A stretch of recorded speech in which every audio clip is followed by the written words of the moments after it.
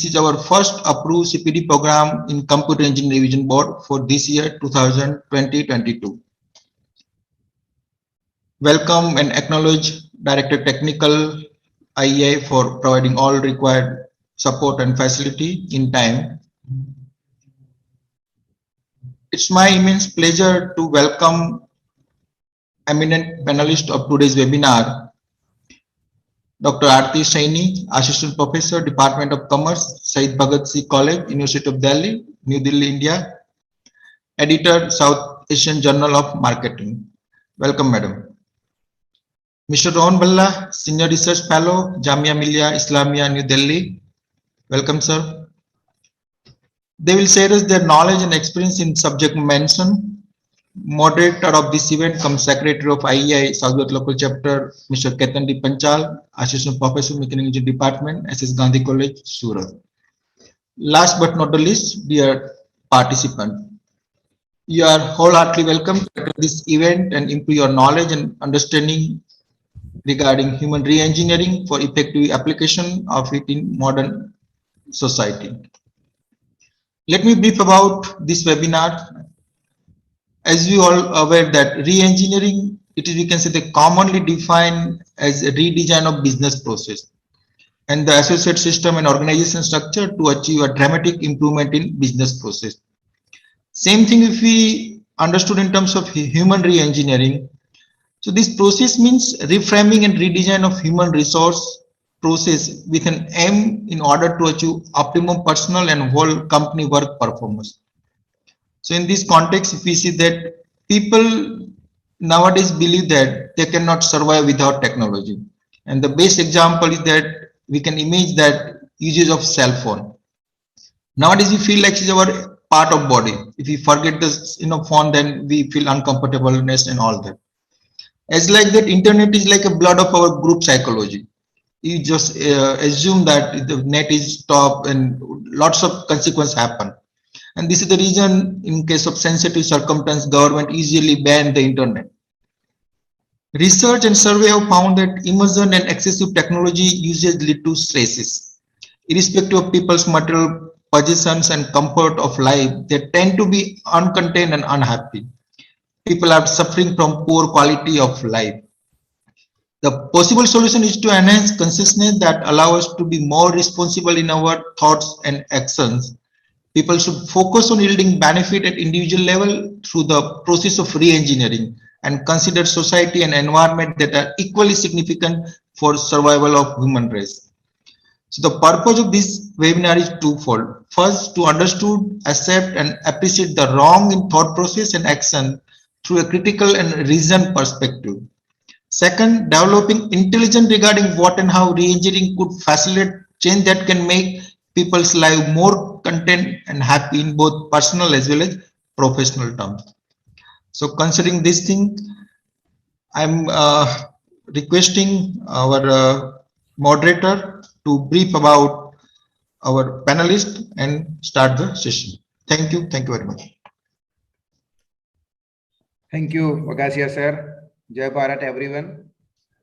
So we are at the inception of webinar. Let me take the opportunity to introduce our two expert panelists. As sir told, the purpose of this webinar is twofold. I must say, these two panelists are going to throw a deepest light on the combination of human and engineering. It's a very innovative and I must say it's a very a very wholehearted topic. We are all waiting for to listen. Madam Dr. Aarti Saini is going to deliver their expert session first. She is working as an assistant professor, as Jignesh sir told, at Syed Bhagat C College. She has over 13 years of teaching experience. Her area of specialization is marketing. Area of interest is advertising, consumer behavior, social media, and service marketing. She has completed her doctorate degree in management in the area of celebrity endorsement and brand association. She also worked in the area of advertising. She has also completed a certified course on becoming an entrepreneur from Massachusetts Institute of Technology and also certified by the University of Edinburgh in marketing tools to set enterprise apart. Dr. Aarti has presented her many research papers in the field of advertising, service marketing, stress management, RTI, celebrity studies, influencer marketing at many national and international forums. She has also received the Young Researcher Award 2019. She has many publications in the Journal of Repute. She has reviewed the number of papers in reputed journals. The Council of Management of the Sri Lanka Institute of Marketing have appointed her as the Associate Editor 2020 India for the editorial board of the inaugural South Asian Journal of Marketing. Congratulations, Madam. In 2021, she has been appointed as editor of SAJM. Dr. Saini has been recently invited by University of Tehran Faculty of Entrepreneurship Studies as a resource person for the semester in 2020, where she delivered lectures on business plans and models. She delivered many workshops in various university and research methodologies. Recently, she received UILA Best Researcher Award also. Specifically, Dr. Aarti believes that this life is precious and meaningful only when we attempt to make it meaningful by giving back to the society. She believes in sharing knowledge and also believes that we get an opportunity to learn every day, but with the vision to expand the dimension of our life. Welcome, Dr. Aarti. We are quite eager to hear you. Our second panelist is Mr. Rohan Bhalla, Senior Research Fellow, presently pursuing his doctorate in final stage from the Department of Tourism and Hospital Management, Faculty of Humanities and Language, Jamia Millia Islamia, a Central University. He is a gold medalist in DBM, International Business from IITTM, an organization of Ministry of Tourism, Government of India, and has completed his Bachelor BBA Finance from Jivaji University, Gwalior, India. He has completed an advanced research course from Mid Sweden University, Sweden. He has also attended national and international FDPs from the prestigious institutions like IITs, IIM, and NITs. Presently, he is pursuing a certificate course in advanced research in academia and data analysis from IIM Kozhikode. He has significantly published in international and national journals, including publication in Scopus, ABCD listed journals. He has many publications in books, edited books, encyclopedia of tourism management and marketing, including publishers like Rodwell, Edward, Elgar, IGI Global, Springler, etc. Recently, he has been appreciated for his research work, 2 awards, Young Service Research Award and Highly Commendable Research Paper Award, have been confirmed on him by the International Research Symposium in Service Management, supported by the Journal of Service Management, Emerald Publishing. Congratulations, Mr. Rohan. He is also providing his service as editorial advisory board member to the Journal of Tourism Futures, which is ABCD, and Scopus Index Journal. His expertise is qualitative research in multidisciplinary approaches, specifically in social science. His interest lies in philosophy of research, spirituality, spiritual tourism, religious tourism, transformational tourism, rural tourism, sustainable and sustainability tourism, mental health and well-being, very well, urban and gender studies. He also takes interest behavioral science, emotional, spiritual intelligence, psychology, communication and personality development program. Welcome, Mr. Rohan. We all are quite eager to hear both of you. I invite Dr. Aarti Saini. Can you please start your expert session, madam? Thank you. Thank you so much, Professor Panchal, for introducing me and my co-panelist, Rohan Bhalla. Respected Honorable Chairman, South Gujarat Local Center, IEI, Dr. Jignesh G. Vakasia, Chairman, CPDB, IEI, Mr. Amit Kumar Das, Dr. G. Ranganathan, Chairman, Committee for Advancement of Technology and Engineering, IEI, Dr. H.O. Thackeray, President, IEI, Professor Ketan D. Panchal, Department of Mechanical Engineering, Honorary Secretary, South Gujarat Local Center, IEI. Thank you for inviting us to share our views on a very important topic, human reengineering. I'd like to share that while making this presentation, we realized being social scientists and academics, we approached the topic in a factual and conscious way. Some of the slides of the presentation and images might appear a little disturbing to the audience. However, our purpose was to act as movers and shakers so that we can distribute your disturb your consciousness and move you inside out. Our presentations support the moments of crisis, which we believe are essential for change and transformation. We hope you like this presentation and take it in the right spirit. So I would request Rohan to start sharing the screen.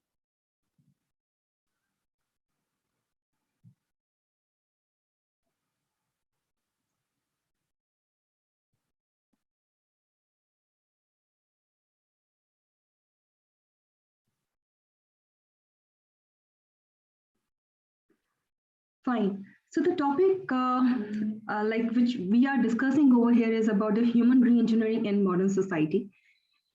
This is something where we are talking about the transformation, how to initiate the transformation. Like you see the butterfly in the first page, like how do it transform from from different stages and come to a beautiful butterfly. So this is how we are talking about the transformation over here. So we are talking about human reengineering. This concept is very deep and has been understood in a different ways. We are going to present this concept in the way how the humans being are evolving and how they need to transform. So Rohan, please next slide.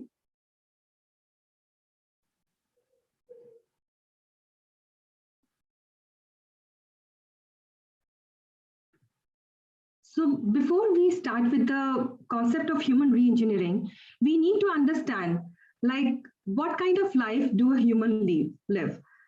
If we as a human don't get what we want, you will suffer. And if you get what you don't want, you will suffer. And even when you get exactly what you want, you will still suffer. The problem is about the desires and getting the things, and still there are a lot of things which are remaining in our heart, which we feel it's not complete. So because we cannot hold on it forever, there are a lot of things which we'll be talking about over here about the mind. When we talk about the mind, it is something which do not stay at one place. It changes over the period of time. It want to be free of change. It want to be free of pain, free of obligation of life and death.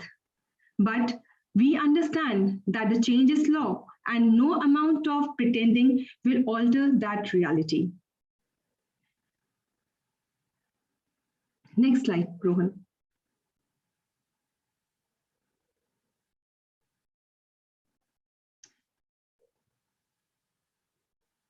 Socrates basically, he spoke about the concepts about the human mind, human life, how we see our life to be. There are a lot of thought, there are a lot of desires which we feel can be accomplished, and when we get them, we still are not satisfied. So the satisfaction is the key of human understanding, and how we are talking about it, you can see in the further slide.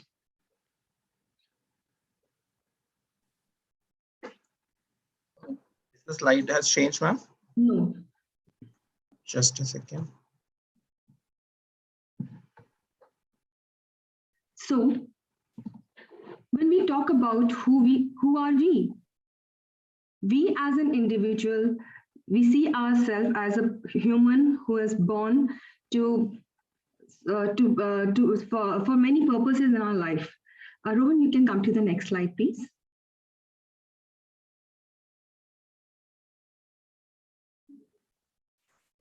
Sorry, the change is a little slow.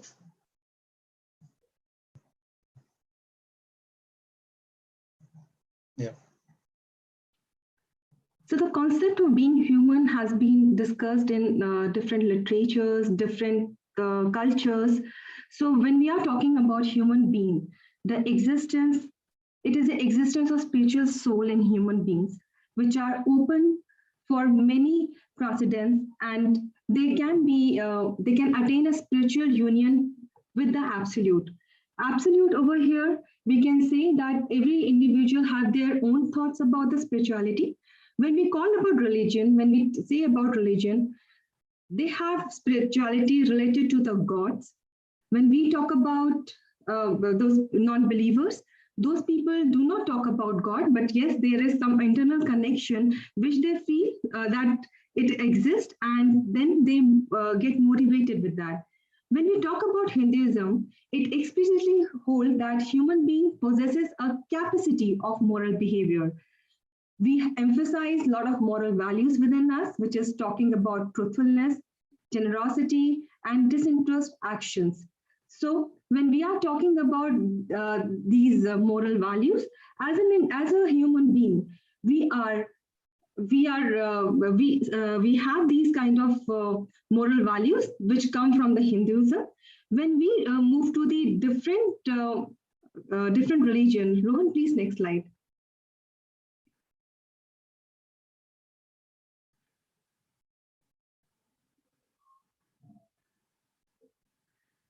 Even like the other religion, we can say about the Abrahamic religion, which is Judaism, Christianity, and Islam. They share the belief that the human being has a spiritual soul, and there is only one God, the personal supreme being the creator of the universe.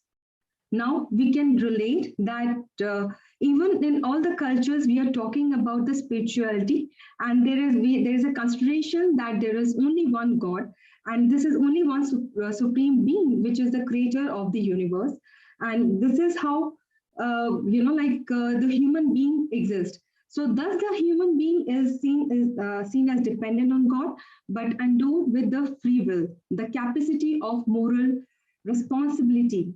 And when we are talking about these norms of conduct with the well-defined sets of minimum standards and virtues necessary for the good behavior. Next slide.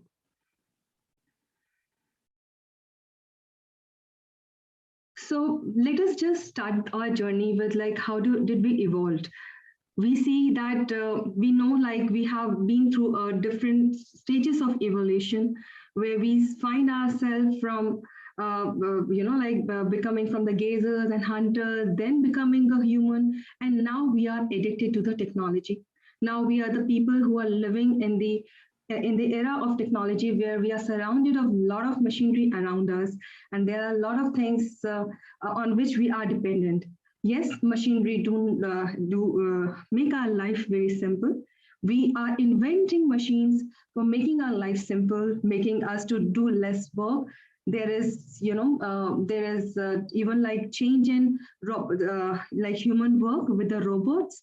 And yes, the evolution is still happening. But think about it, like the evolution which we are into, is this something which is going to which is going to help us to identify the reason of being humans? Next slide. Not exactly. So when we are talking about like human versus machine, so who we are those people like who have evolved to the different stages of life, and we are somewhat creating ourselves, trying to upgrade ourselves each day. At present, we are those people who are with the technology all the time, who are growing with the technology, who are making our life simpler. And definitely there are, there are a lot of companies who are working to make our life more simpler.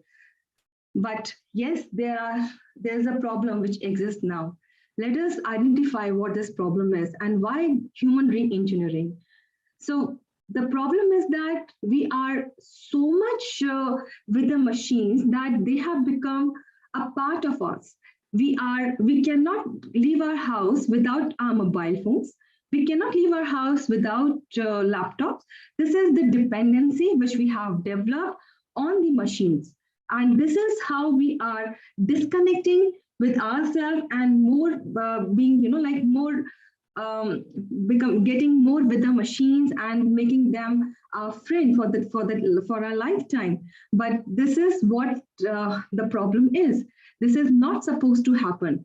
With the help of machine, we are definitely trying to work in a very simple way. But yes, the problem is that we are somehow disconnecting ourselves from the real world, our real life, our somehow like why we are being of our existence. So we are creating a problem with this. Next slide, please. So what are we doing? This is the question.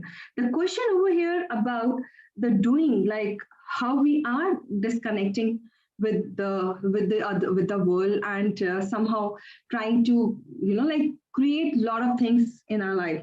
So when we see ourselves, we are so much into like creating three most like possession. We can say like everyone would like to have this in their life. First one is wealth accumulation. We are working hard to earn wealth. We are working day and night. A lot of people are working in extra shifts. A lot of people are trying to identify different ways of earning wealth. And this wealth is somehow like they feel that if they're having so much money, they are going to be satisfied into their life. But the material possession is something like the cars or the house, or maybe you may want to travel. There are a lot of things which you feel that this can be a part of your life, which is definitely going to make you happy. You tend to overconsume. We have a wardrobe full of clothes, and yes, research says that we only use 20% of clothes which are there into our wardrobes, but we like our wardrobe full. So we do a lot of overconsumption, and we just want to have the possession of everything, despite of the real fact that we are not using that. So this is something like I think most of you can relate. I'm sure like we all are under this trap that we want to have wealth, we want to have material, and we tend to overconsume. At the end of the day, you might be realizing it somehow. Next slide, please.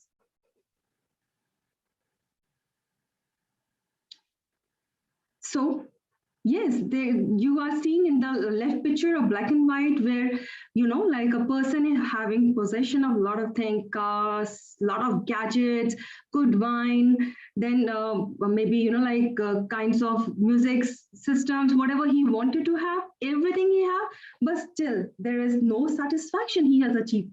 Still, he says that I'm not happy. He may want to have so much of thing into his life. Whereas you can see in the right side figure, yes, despite of having all this thing, despite of having technology, despite of having phone, lot of things, the person is stressed over here. Now the concept we are here to discuss about like how this thing, after having a lot of thing, after like utilizing everything into our life, wealth, material possession, why we are in the stress.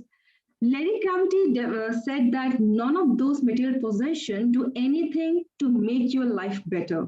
He's an American singer, and he also says that he know a lot of people who have a lot of everything, and they absolutely are the most miserable people in the world.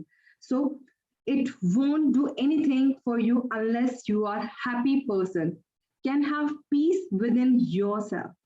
Now it's time for us to dig deep. Like, how do we dig deep in ourselves? Because definitely everything around us, we have a lot of things to show. But internally, are you happy?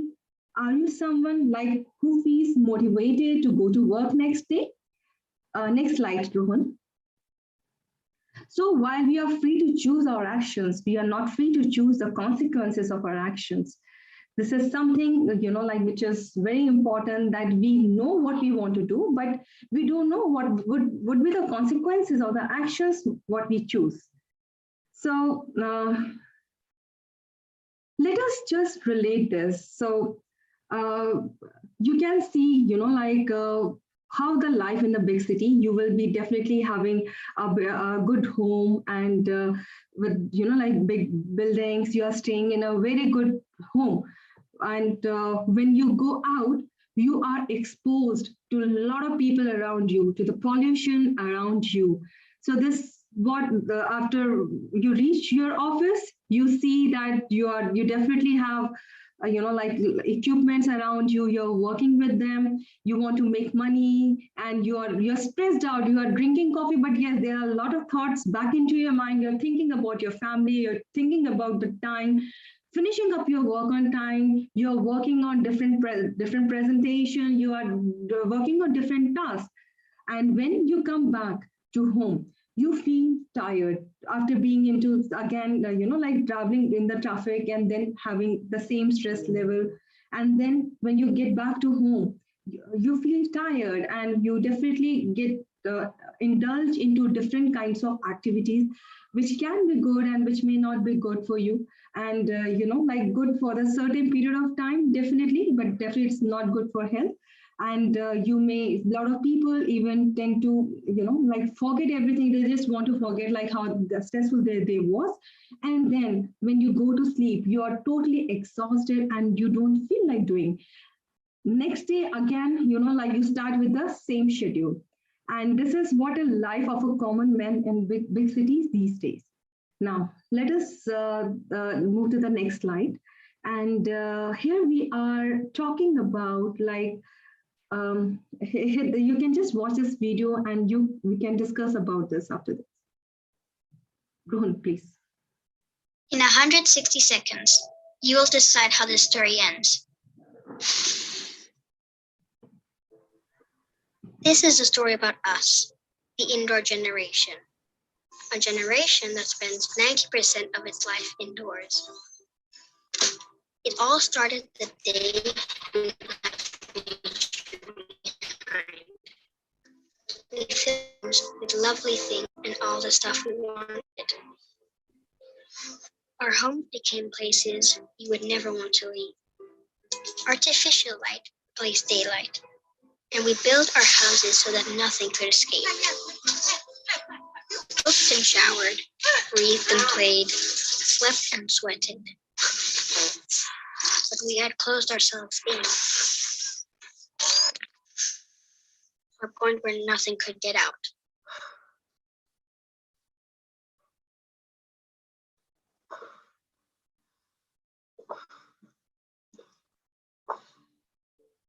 So when the air turned bad inside, we tried fixing it with chemicals. And we put in little artificial suns everywhere to make the darkness bearable. That's when things started to happen. Hard to notice in the beginning.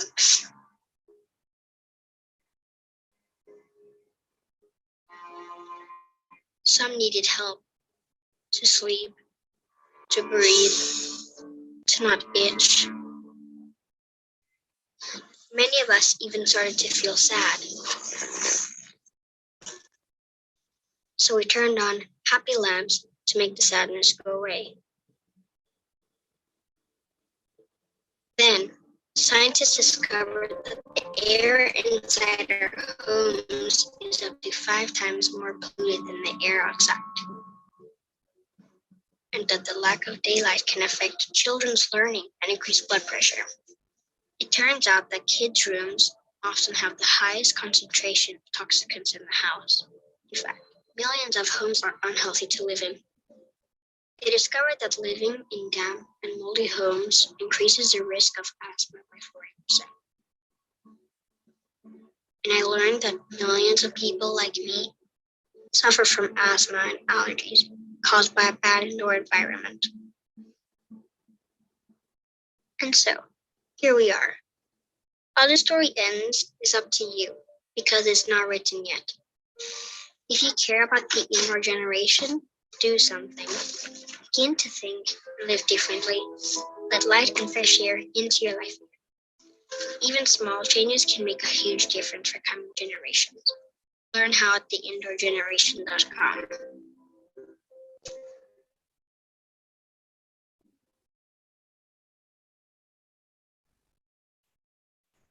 So this video definitely have something which we really have to think about. We are talking about like how our life has become miserable with a lot of things around us. We are just making our home beautiful inside, a lot of gadgets inside, a lot of things inside. But yes, we are missing up a lot of part. Definitely we must have like experience something like we are staying indoors and we are catching a lot of viruses inside. We That's the invention of air purifier has come to save you all. Rohan, please next slide. But yes, there are a lot of stress level like which we definitely have in our life. So after watching this video, what is to be done? The question arises, what is to be done? Like to live our life in a beautiful way, the way it is meant to be, rather than having a lot of stress and rather than having, like a lot of unsatisfaction around us. So this is the question. Next question, next slide, please.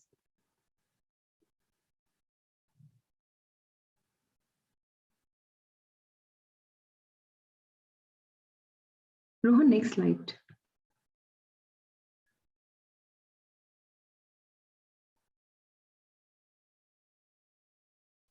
Oh, it's changed from my side now. Can you see it? Okay, yeah, thank you so much. So beautiful words are spoken by Lama, where he's talking about material progress and higher standard of living bring us great comfort and health, but do not lead to transformation of mind, which is only thing capable of providing lasting peace. We do have a lot of materialist things around us. We may want to improve our standard of living, having a great comfort and health, but this is something which is not leading to transformation. When we are talking about transformation, it helps in your mind, it helps within you. So this is something we can say that you will be only able to transform when you are ready from inside. There can be a lot of things, there can be a lot of triggers at the time when you feel that it's time for you to change. And with the Lama words, I would like to add, next slide, please.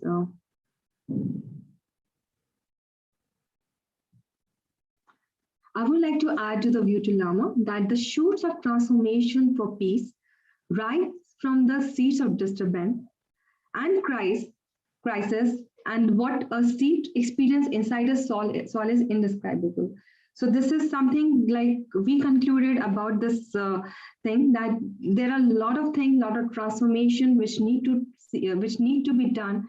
And when we talk about a seed, when it is being, like inside the soil, there are a lot of changes which happen, and then a beautiful plant come out of it, because this is how the changes happens. Next slide, please.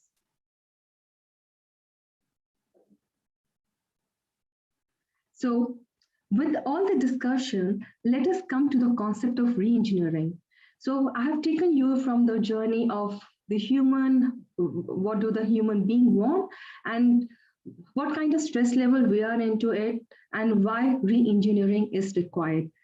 When we are talking about re-engineering, it is described by a lot of academicians, a lot of researchers, a lot of organization into different ways. So re-engineering, we can say that it can be a process or a method by which the employee performance can be improved. And it is a comprehensive and systematic approach which lead to set of fundamental solution. When we are talking about fundamentals, yes, there is rethinking and redesigning of the work and business processes to achieve the radical improvement. Re-engineering is built on the notion of breaking the existing model and the way of thinking. So with this, we can say that, like organizations are talking about their growth. They are talking about like how they are going to, earn more money. by by the increasing the performance. They're working on increasing the performance of the individual by giving lot of training, by adding a lot of different type of machinery with them, which can make their work easy. The introduction to robotics, the robots replacing humans. There are a lot of things which are happening just to make human comfortable, but internally we are not. Next slide. So we see that not every change is meant for business, growth, or profit. But yes, this change is about the human re-engineering. We talk about machines, right? Machines are engineered and they are made to solve a problem. But what about human?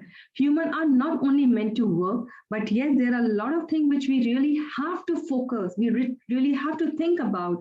Why do we need re-engineering, right? Next slide. So why are we discussing re-engineering? The question is being answered in the next slide.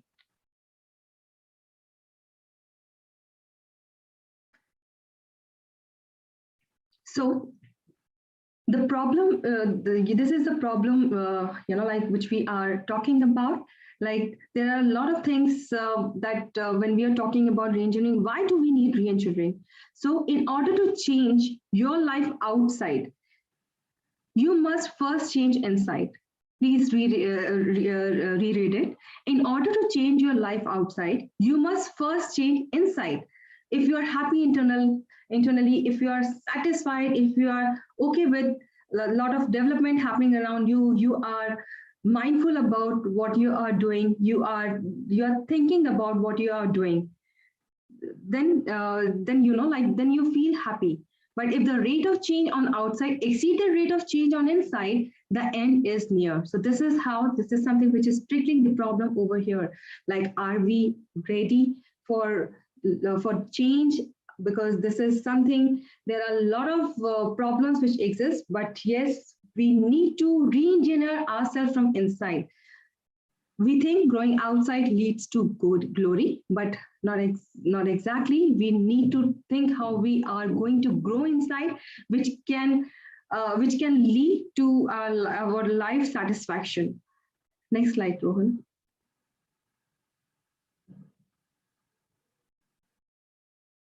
So with this, I would like to hand over this session to Rohan.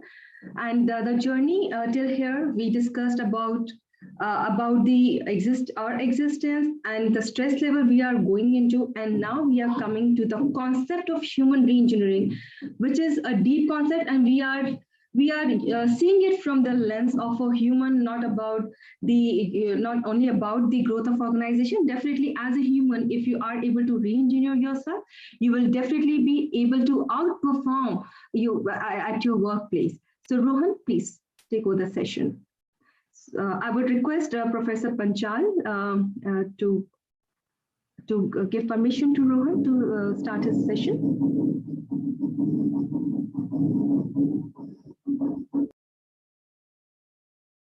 Oh, all right, I guess I should take it from here. Thank you, Professor Aarti.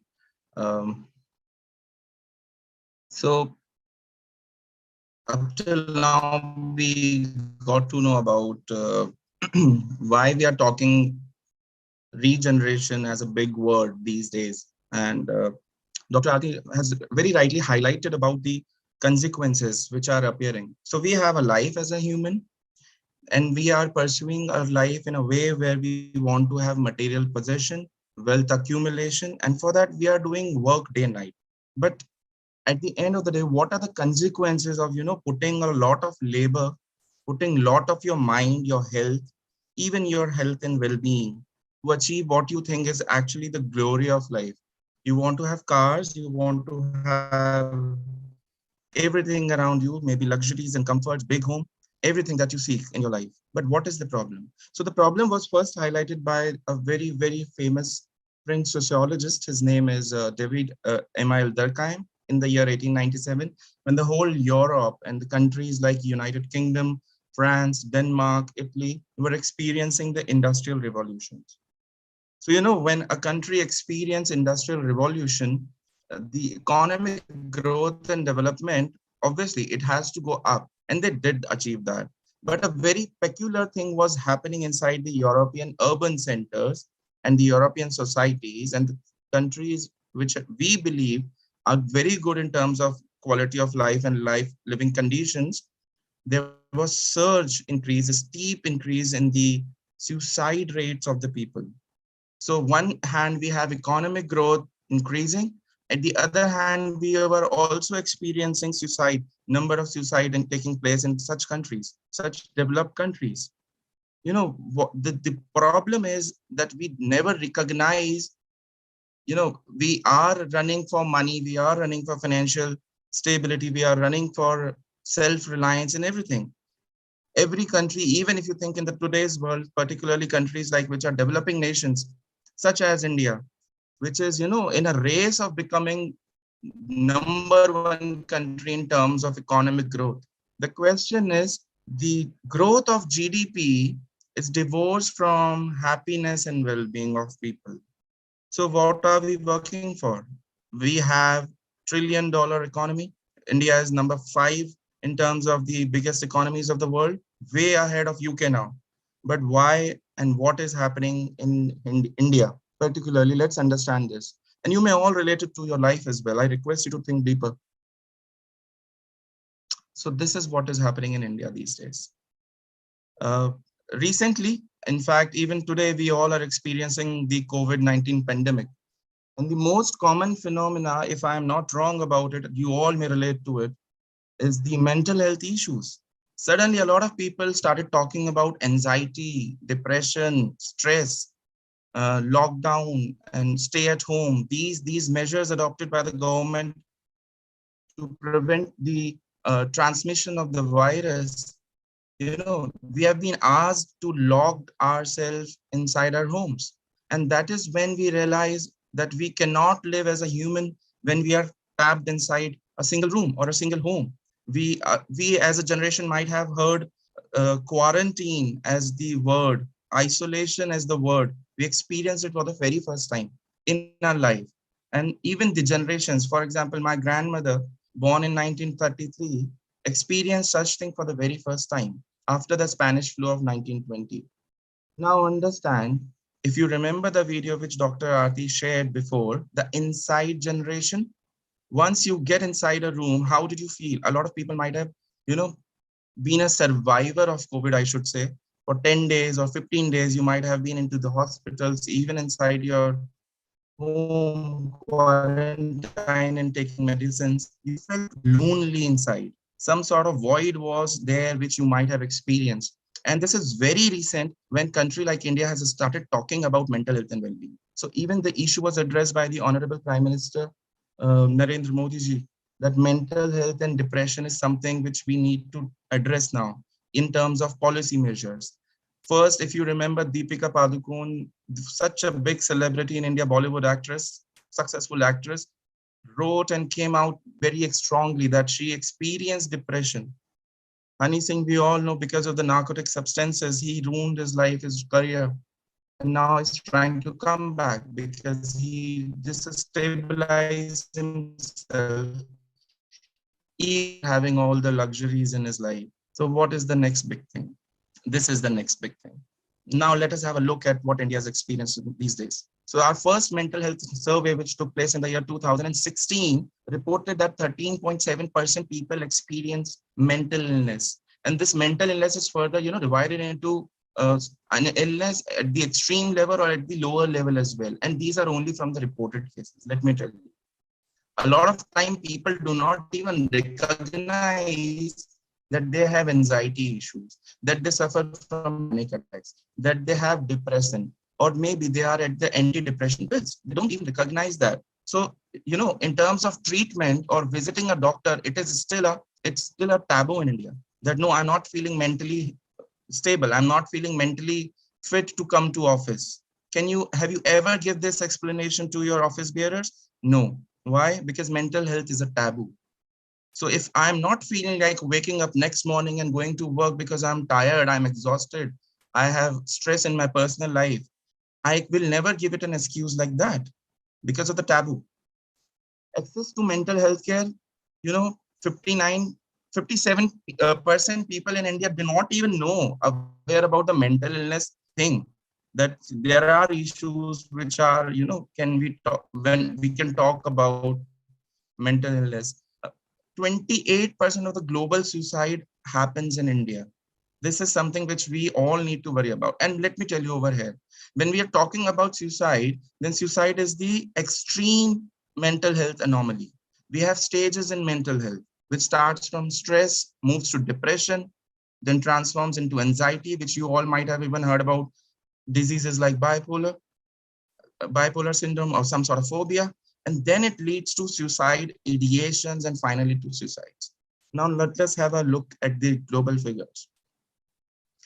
Right now, in terms of suicide, India is the capital of suicide. We have become. You can simply see the data in terms of 1990 and 2016 when we are comparing. We are above the global average, both in terms of female suicides and the male suicide. The India's share of world's population is more than you can even imagine. It's more than 17.8% of the total population of the world. So at least we are leading in this way.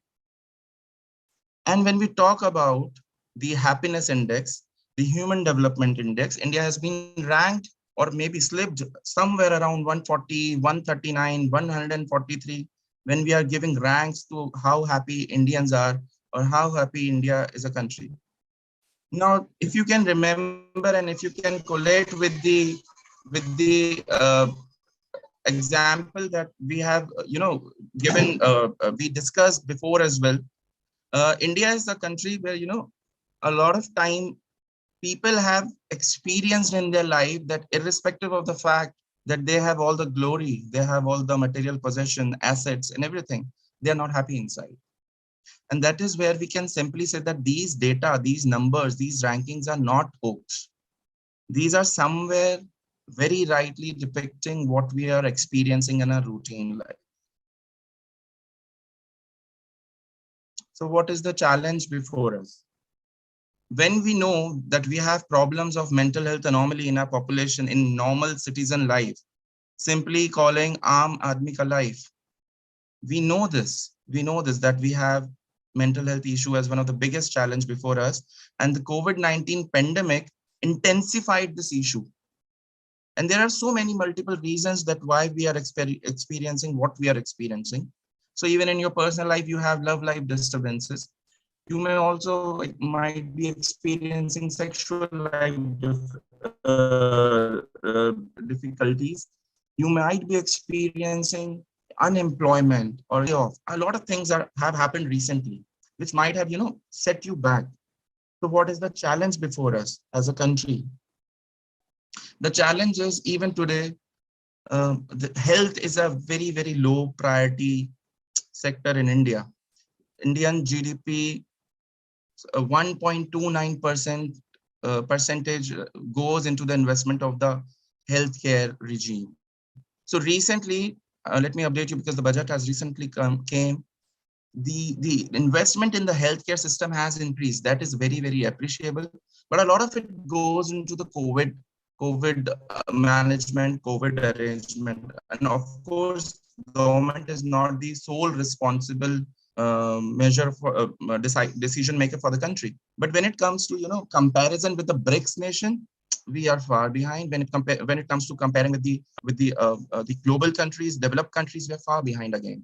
And to be very, very precise, out of this 1.29% of the GDP which goes into the health sector, India spends 0.06% of the total in the mental health and well-being arrangements for the population of more than 1 billion, which is still increasing. If we go by the report of WHO and in consideration with the mental health infrastructure available in India, though the report is in the, published in the year 2014, we do not have any recent study yet, but it said that India has 0.30 psychiatrists per 1 lakh people, which simply means not even one psychiatrist over the population of 1 lakh people. We do not have medical bed facility, 2.15 inpatient beds per lakh people. only 881 crore government spend on mental health, and this particular mental health expenditure goes into the mental health hospitals that might have been in your cities, where the most chronic diseases in terms of mental health only gets treated. Otherwise, stress, anxiety, and depression, forget about it. We do not even recognize that something like that is happening to me or you. So recently, Honorable President Kovind highlighted this issue very, very significantly. He said that India is experiencing mental health epidemic. It's an epidemic, which is, growing and growing in numbers. And a lot of people have recently started talking about it.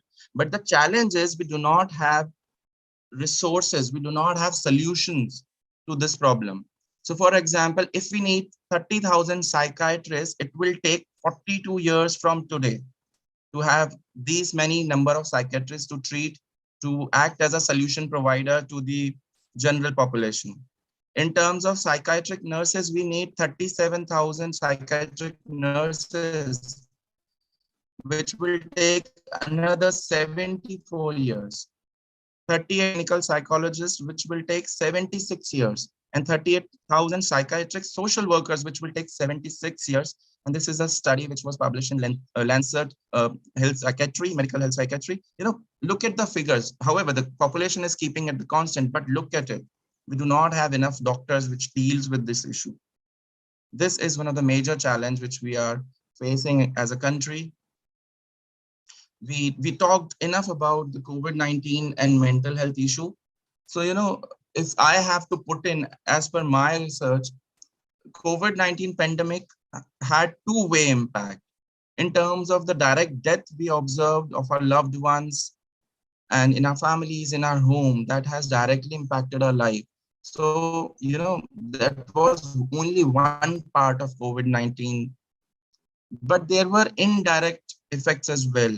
And these were more adverse effects, which were in terms of mental health and well-being, which we have been taking for, years as something which is, not even exist. So for example, if I have to share you a joke, when I was stressed once in my life, we usually experience stress a lot of time, but there was a time when I moved into some sort of depression. I was not feeling like, waking up and going to my office. So what happened next day? My father came to me and he said very, very strongly that, you should get up early in the morning and start running. This depression will go away. Now understand, this is something which is very casual. And this is something which you all have heard about even in your life. Arey, ye kuch nahi hota. Ye sab man ka wahm hai. No, the point is we must recognize these issues as severe health issues. So for example, if you have any physical illness or physical disease, if you are experiencing it, you might be not going to office. You write letters mentioning that my bone is fractured, or maybe my stomach is upset, or maybe I'm feeling headache or nausea. So whatsoever the reasons are, but you never write that, sir, I'm severely stressed or depressed. I need medical assistance, and for that, I want to take a leave.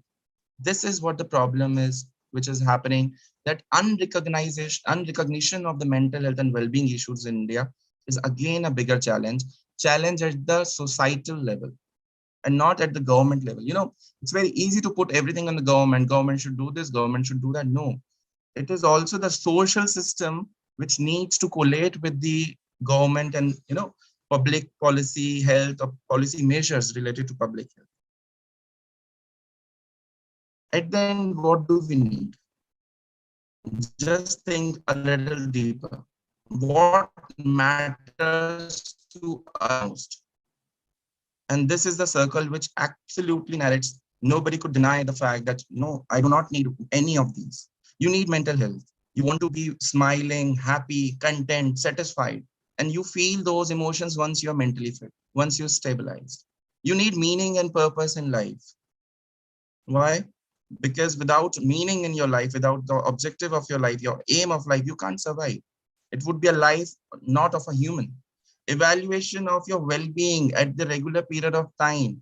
You can't be, good or happy or well if I have to put it very correctly, you know, there is some instances every single month or even in week when you feel in a low life state, you experience a low life state.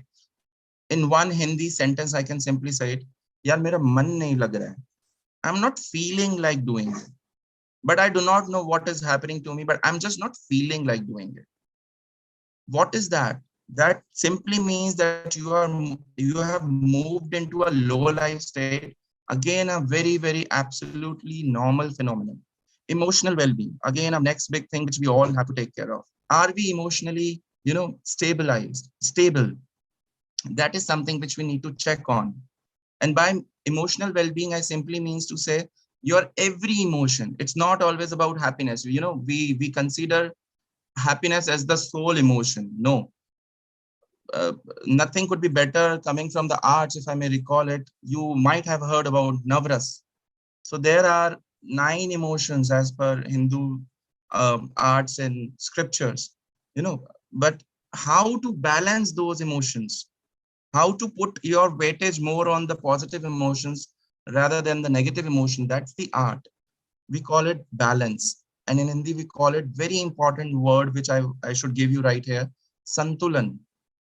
So what do you think about Santulan? How you are going to attain that Santulan in your life? That's important. Next is your physical health, the most important phenomenon. Healthy mind, healthy body, healthy mind will not be will not sustain in an unhealthy body. So fitness is something which we all need to take care of. And these are 5, you know, sides of a circle, which, you know, we must have. And this is actually what we want in our lives. So the next question which comes into the picture is, why is this happening to me? The most frequently asked question, whenever something wrong happens in your life, you always ask a question, why is this happening to me? The most prominent reason of stress, mental health issue, and all such things are the divide. The challenge is we are cut off from the nature. We have started living a life inside big cities, metro city, concrete jungles, roads, bridges, dams, metro, and whatnot. We have almost every sort of amenity in terms of technological advancements and development. And, you know, when technology is evolving in minutes, we are living in that era. But, you know, what is not allowing us to settle inside, to live a content and a happy life, is the divide. And I give you the most important fact over here. You take it from the anthropological point of view, that modern human lived close to nature as nomads for 99% of their time in history. So since humans have started existing on this planet, 99% of our time we lived in jungles, we lived in nature. It is only less than 1% of our time when we started living life as, you know, so-called gentlemen and beautiful women inside big urban metropolitan cities. And this is what has actually created a trouble in our lives. So for example, if I ask you, you are feeling stressed and you say that I am a corporate or I am an engineer and I am working for this company and that company, it's a multinational giant and my package is 25 lakh, 30 lakh, 40 lakh, a crore of package for IITian. What is that particular thing that you do once you are living in Delhi or Bangalore or any other big city, maybe New York? You always rush to the mountains. You always rush towards nature. You need a break. You always say, I need a break. I need to go and travel. I need a vacation. But what is the purpose of that vacation? Why do you move from cities to those areas where you want to spend your time in nature, which have been cut off from you? The answer is transformation. And why I'm talking about transformation, Dr. Aarti rightly mentioned in the very beginning of the slide of this presentation, the very first slide, about the butterfly, how it comes out of a pupa to the caterpillar stage and to the beautiful wings that she carries. Now that is what the beauty of transformation is. So what is transformation? Let us understand this. So the way people interpret life-changing experiences makes meaning out of it, and change beliefs, attitude, and entire worldview. It simply means you feel transformed once you change your negative point of view in your life towards a positive point of view in your life, from the sad part of your life to the happy part of your life, from the chaotic part of your life to the more balanced and more peaceful, composed part of life. We call it solace. We call it tranquility. You call it anything. A lot of people might even call it spirituality or maybe spiritualism. So this is what transformation provides you. What does transformation do? Transformation is a need of change in terms of people are feeding from previously held beliefs, values, and feelings. So, you know, a lot of time people have been nurtured in a particular way. They have had different or difficult or maybe negative experiences in their life. And once they want to change those experiences, the only possible solution is transformation. And transformation, you know, how it happens. It is basically recognizing your original attitude, values, and beliefs, which we have in our life. Now let us look at what Jacques Marizo in 1978 talked about, one of the finest scholars who worked in the area of transformation. As a human, the most important question which we all have in our mind is, who am I? What is the purpose of my life? What I am born for? I do not know the purpose of my life. So when I'm interacting a lot of students in my universities and even in the universities and institutions around the world, a lot of time, even at the age of 24 or 25, the youngsters are unable to answer, you know, I do not know what I want to do in my life. I really do not know. I have been doing whatsoever has been given to me by my parents or by my padosis and the neighbors. But the ultimate things, when we start thinking deeper, that what we look for meaning. And then it leads to knowing yourself. How do you know what is the meaning of your life? Once you know it, I'll talk about it in the later stages, how do you know it? But once you know it, you know yourself.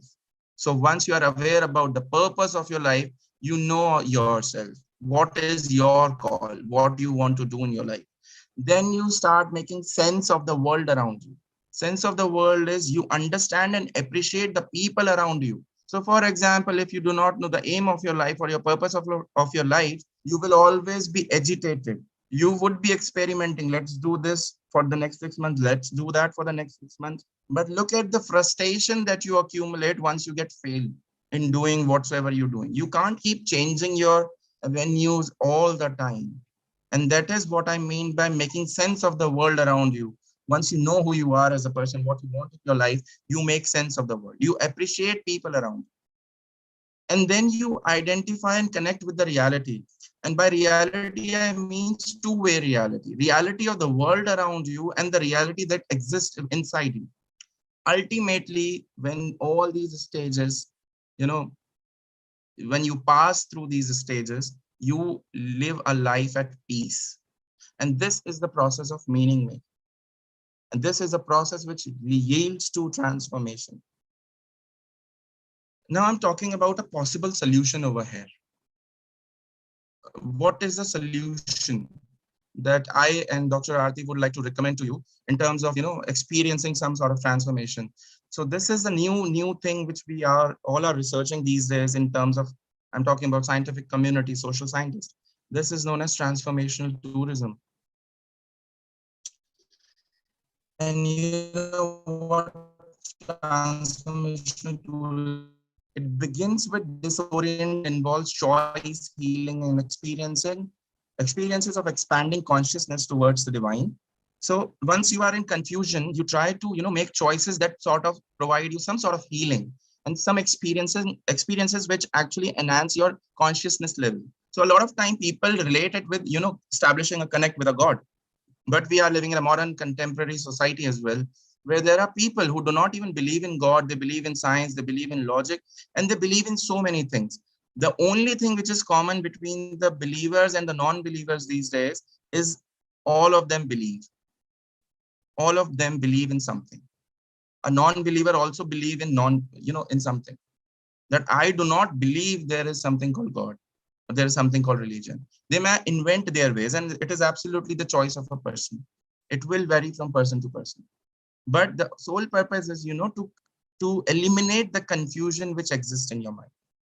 So to initiate a permanent change in identity structure through cognitive and psychological ways, we look for, so to make it simple, to make it more understandable, let me give you an example. So when you are tense, once you are stressed, a lot of religious people will go in front of a temple and they'll start praying, or maybe in front of Gurudwara, church, or a mosque, or whatsoever it is. They start praying, or they start connecting to their God. God, take these negative, difficult experiences out of my life.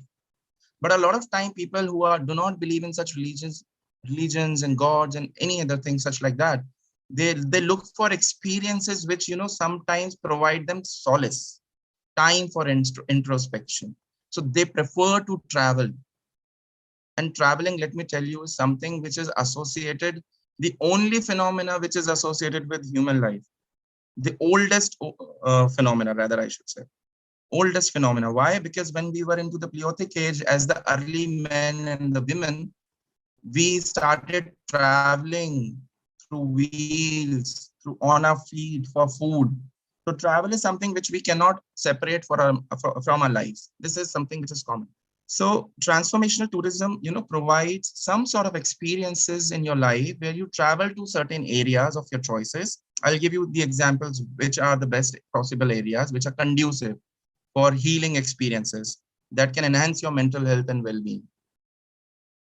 So, for example, I hope I'm talking to the audience. Mostly of you might be living in big cities as engineers, particularly, or even as urbanites.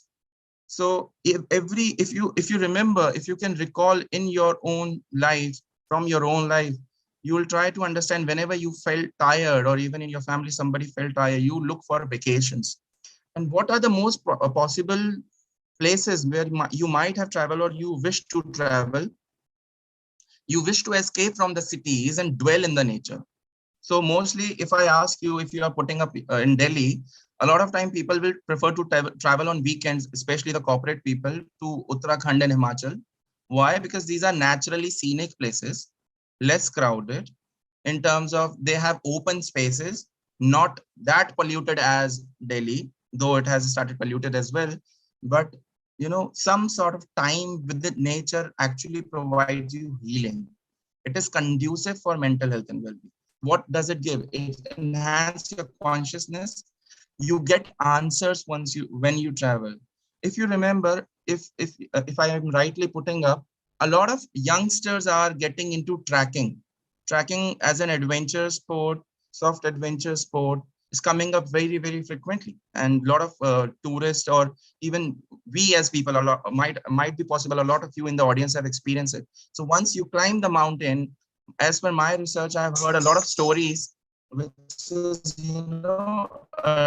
talking about,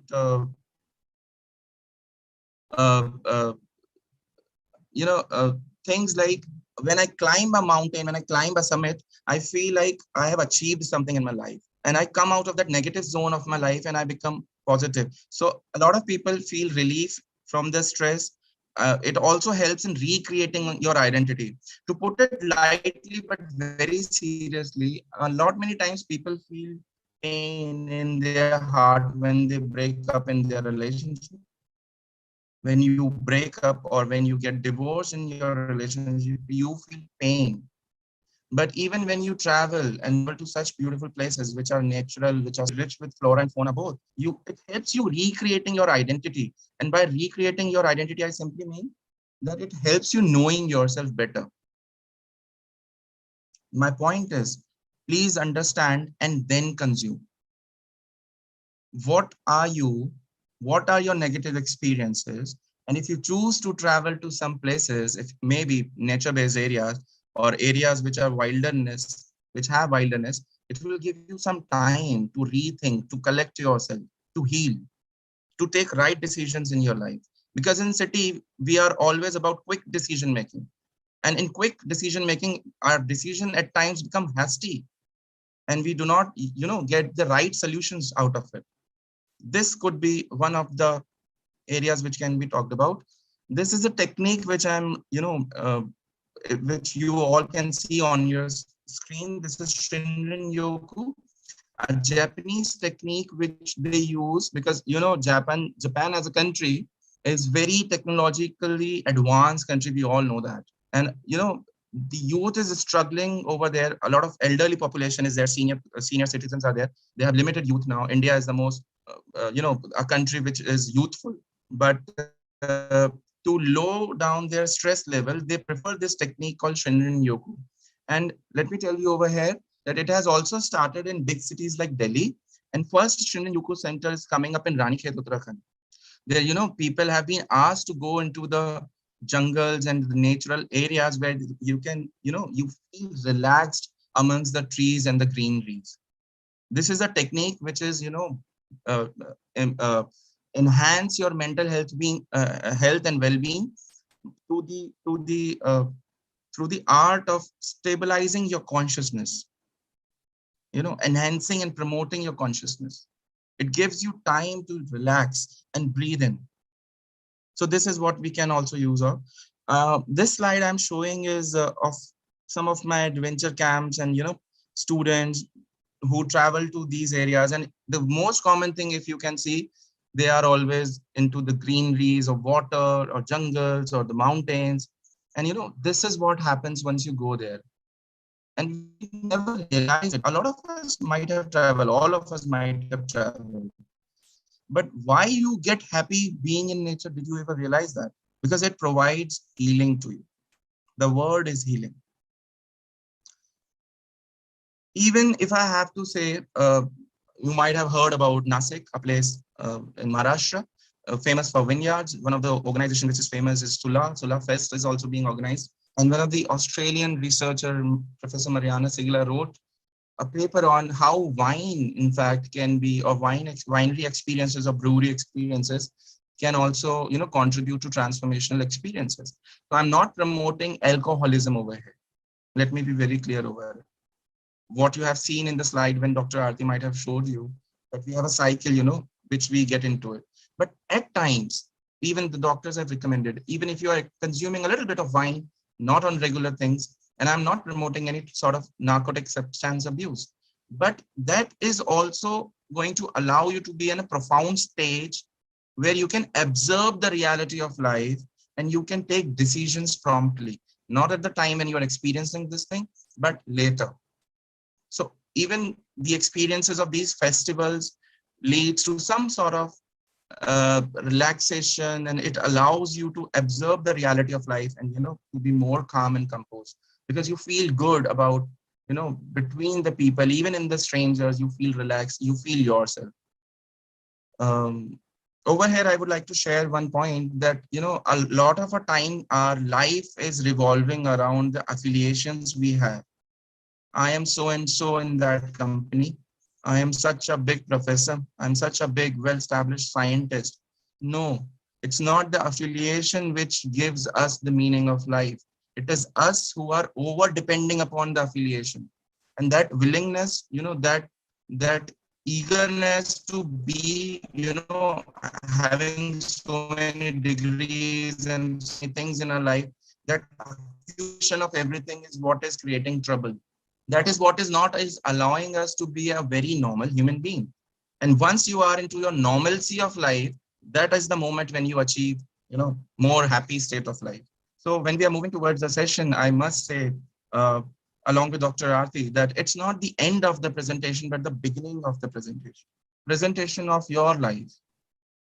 Please, at least after this lecture, start introspecting where you might have been going wrong, how travel and tourism could promote. I'm not endorsing only travel and tourism. People can find many different ways, to connect to something which is beautiful, which gives you some sort of energy in terms of positivity. You can connect to God, you can go to ashram, you can do yoga, meditation, Ayurveda, Siddha, naturopathy. There are so many things. Then we all are blessed to be born as Indian, and in a country like India, where we have all the resources available with us. All 5 physical features are present in India. But travel and tourism will allow you to, move out of your urban centers and homes, from your inside generation into the beautiful field, so that you can explore what you like. And that is from where your change will begin. And that is why we are saying it is the beginning. With this, I am really thankful. We both would be more than happy if you have any question that you would like to ask us.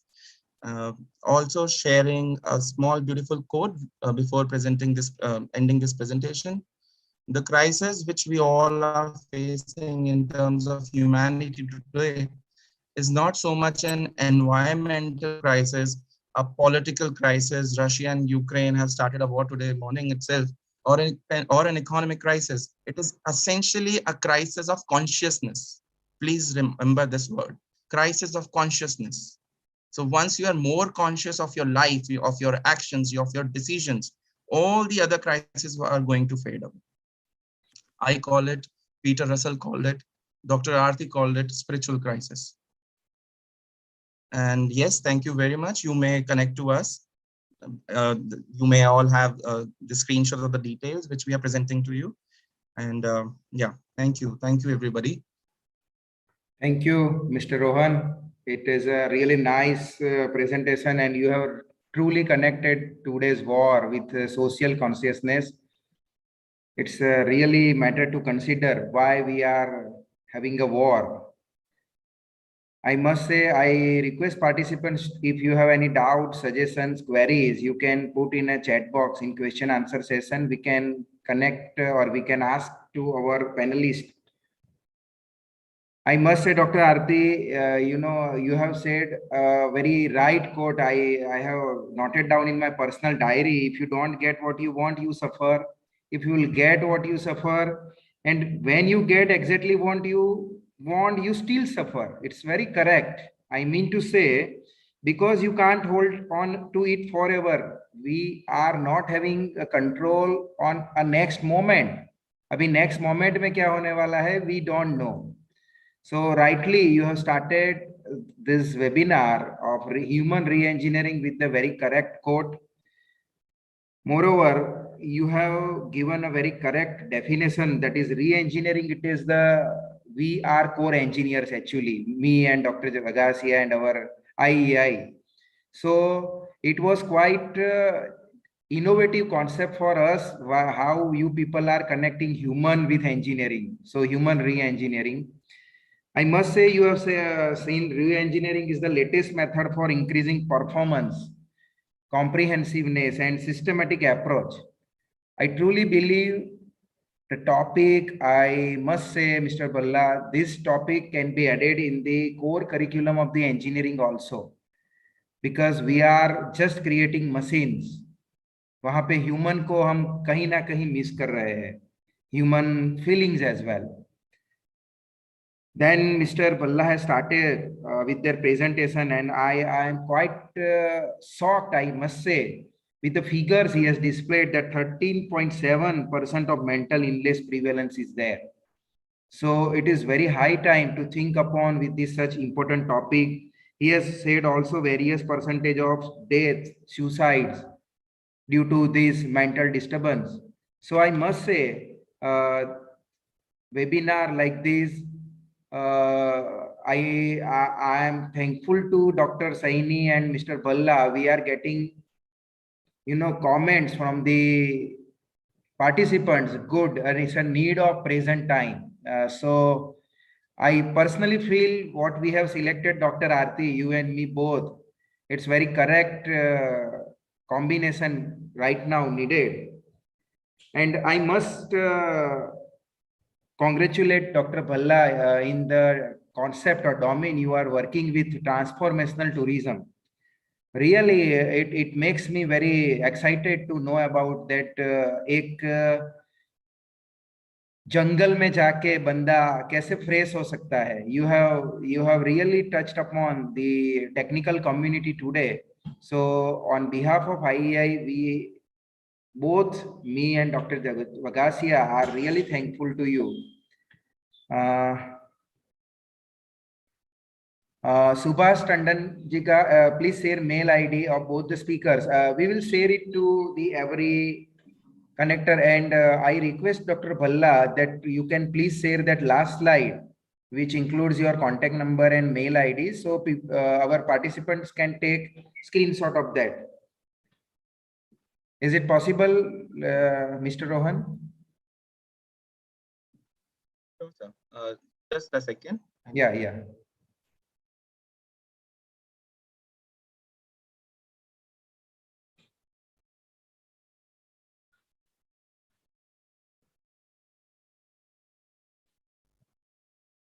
Dr. Aarti, I must say once again, we have got one very nice comment, and people are congratulating IEI to organize a different session like this for we engineers who are always into the machines and forget the person behind the machine. So again, once again, heartfelt thanks to both of you. Moving towards the end of the session, let me check any more question. Okay, thank you for the session. So we are concluding the session, friends. Honorable our Thackeray sir, President IEI, Amit Das, Chairman of our Computer Division, IEI, G. Ranganath, Chairman CATE, my good friend Dr. Jignesh Vagasia, Chairman of South Gujarat Local Center, my most valued invited panelists, Dr. Aarti Saini and Mr. Rohan Bhalla. Ladies and gentlemen, it's my privilege to have been asked to propose a vote of thanks at this webinar. I, Professor K.D. Panchal, Senior Faculty at Gandhi College Engineering and Subzonal Officer Placement Cell, Education Department, Gujarat, as well as Honorable Secretary of IEI South Gujarat Local Center.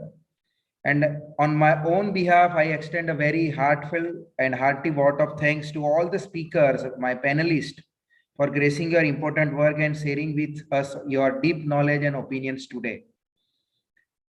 I may like to express my sincere thanks to our President Thackeray sir, Ranganath sir, and Amit Das. Unfortunately, all were busy in their other commitments for their presence during the entire session. Ladies and gentlemen, respected chairman, my panelist, I just want to make one request to both of you. Now Corona and COVID has been decreased. If it is possible to plan a real face-to-face event at our South Gujarat Local Center, we invite you at Surat. We invite you, both of you, at the Surat, so we can have a one-day full workshop at our South Gujarat Local Center. Thank you. I thank you all the participants at last for being with us this evening. It is a great pleasure. Thank you. Jai Hind. Jai Bharat. Namaskar. Thank you so much. Thank you, everyone. Thank you, everyone. Thank you.